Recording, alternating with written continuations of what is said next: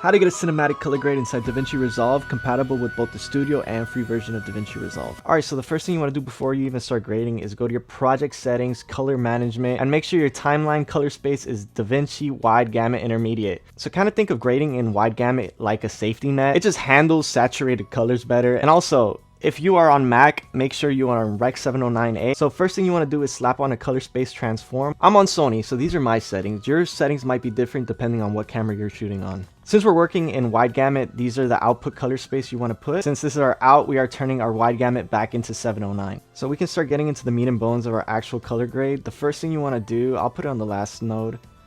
Beautiful thing about Davinci Resolve is they actually give you a bunch of good film looks. My favorite is a D55, and that's the one we are personally going to be using for this grade. So obviously this looks horrible. So just go here and turn the key output to wherever feels right. Okay, so now this image is looking really flat. The next thing we want to do is our contrast.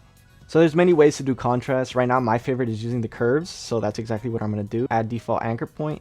These points are our shadows, midtones, and highlights. Using the curves kind of just gives you more freedom of where you want your contrast to hit. So I'm just going to do a little minimal, make my shadows deeper, maybe my midtones a little higher, and then just highlights. So now there's some life in our image.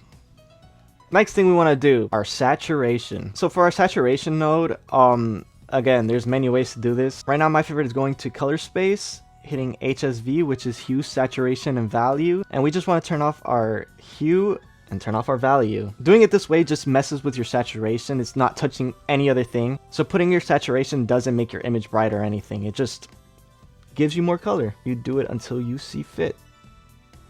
I'm kind of going for a saturated look, so this is good. And now our white balance. So I'm going to be using chromatic adaptation. Just slap that in there. Color temperature. Color temperature. So just turn the source and target illuminate to color temperature.